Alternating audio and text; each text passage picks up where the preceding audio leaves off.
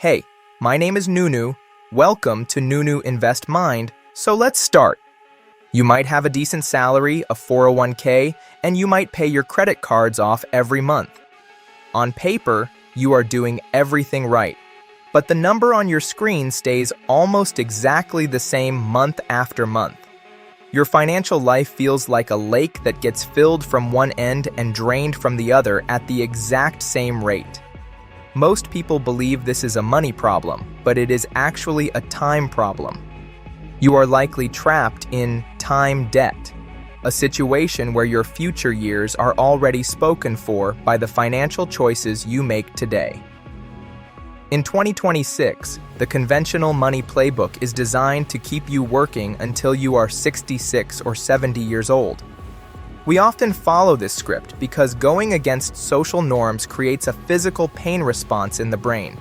But if you look at the math, you will see that 90% of people fail to reach freedom because they fall into 4 specific time debt traps. Today, we are going to look at why you feel broke in time, even if you are earning a good income, and how to reclaim your future.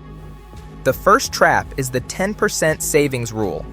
Almost every financial article tells you that saving 10% of your income is responsible. But on a median U.S. household income of $83,000, saving 10% only produces about $41,000 a year in retirement income. Since the average household spends $77,000, this creates a massive annual shortfall. Effectively, a 10% savings rate means you have to work for 51 years before you can afford to stop. That is not a retirement plan. It is a polite way to be broke at 70. If you want to own your time while you are still young, you have to realize that saving for independence is different than saving for stability. A person saving 35% of their income can reach independence in about 25 years, while a 50% saver reaches it in 17. The difference between these percentages isn't just money. It is 34 years of your life that you either own or sell to an employer. The second trap is the rolling cycle of car debt. The average new car payment is now $767 a month. Dealerships have stopped asking you what the car costs and started asking what monthly payment you can afford. This is a psychological trick to make you stop thinking about the total price. A typical $45,000 car loses 20% of its value the moment you drive it away. By year 5, you might owe more than the car is worth, a situation called being upside down. Most people then roll that debt into a new loan and restart the clock. This is not a car purchase. It is a permanent subscription to debt. If you invested that $700 a month into an index fund instead, it would grow to approximately $1.58 million over 30 years. When you choose the new car with the panoramic sunroof, you are effectively trading $1.5 million of your future time for a depreciating metal box. You are not just buying transportation, you are destroying wealth. The third trap is the 30-year wealth tax of home ownership. In 2026, buying a home can cost over 50% more per month than renting in many major cities. While we are told that renting is throwing money away, the reality of a mortgage is often a massive transfer of wealth from you to the bank. On a $450,000 home at a 6.5% interest rate, you will pay $458,000 in interest alone. In the first 5 years of your mortgage, almost all your payments go to interest, not to building equity. When you add property taxes, insurance, and maintenance costs, which average 1 to 2% of the home's value every year, your investment becomes a constant cash outflow. If housing consumes 40% or more of your gross income, it structurally prevents you from building wealth anywhere else. This financial strain creates a cognitive load that can reduce your cognitive performance by 13 IQ points. You feel broke in time because your home has anchored you to a specific job and a specific city, removing your flexibility to move for better opportunities. The fourth trap is the silent leak of fees and consumer friction. Many people hire a financial advisor who charges a 1% fee. It sounds small, but over a 30-year career, that 1% fee can consume nearly $934,000 in wealth you never get to see. Statistics show that 94% of actively managed funds fail to beat a simple, low-cost index fund over 20 years. You are often paying 40 to 50 times more for a product that is statistically worse. At the same time, using credit cards can cause you to spend 12 to 18% more than if you used cash. The rewards and cashback are designed to make you a more efficient consumer for the banks, not to make you wealthy.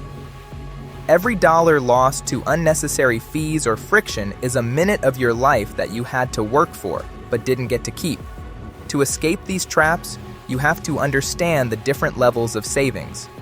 At the 0 level, money is an emotion, usually anxiety. A $400 repair is a crisis because every dollar you earn is already spoken for. The first $1,000 is not about the money itself.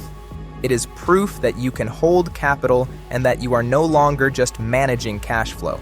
As you move up to $31,000 in savings, money stops being an emergency and starts being a tool. You gain the power to negotiate or walk away from a job because you have a cushion. At this level, your capital starts earning its own income, perhaps $1,400 a year, which is money earned by your assets rather than your body. By the time you reach $210,000, the machine has its own momentum. You stop thinking about saving and start thinking about deploying capital. When you reach $740,000, compound growth often does more work than your contributions. Finally, at $1.4 million, your labor becomes entirely optional. The system runs without your urgency. This is not just about having a large bank account. It is about freedom from financial urgency. It is the point where you wake up without an alarm because you chose to, not because you had to. The unconventional path looks like deprivation from the outside. Driving an older car, renting strategically, and avoiding expensive advisors. But this path is actually the one with the least risk. The real gamble is following the normal script, having the high car payment, the stretched mortgage, and a 10% savings rate. That path leads to a future where you have worked for 4 decades and still face a massive annual shortfall in retirement. You feel broke in time because you are competing with what you can see, the cars and the houses of your neighbors, rather than what you cannot see, which is their debt and their lack of freedom. The price of following the conventional playbook is approximately $2.2 million over a career. That is the difference between retiring at 51 with a portfolio that generates 6 figures, or working until 66 for a pension that doesn't cover your bills. The advice to buy a house and save 10% was built for a different economy that no longer exists. Today, wealth is not about what you spend. It is about the gap you create between your income and your lifestyle. If you want to stop being broke in time, you have to decide that your future freedom is more valuable than your current status. It requires an identity shift from a consumer to an investor. You have to be willing to look weird to your friends and family while you quietly build a machine that will eventually buy back your time. Financial freedom is not a mystery. It is a math problem. Once you stop paying the wealth taxes of the conventional playbook, the timeline to freedom becomes much shorter. The goal is to reach a place where money stops needing you. It is a quiet transition where the urgency and the drama of finances disappear, leaving you with the most important question of all. What do you actually want to do with your time? The account does not tell you what to do next. It simply removes the constraints. You have the ability to choose a different script. You can continue to manage cash flow for the benefit of banks and dealers, or you can start building capital for your own freedom. The math is clear, the traps are visible, and the future is yours to construct. like, and subscribe.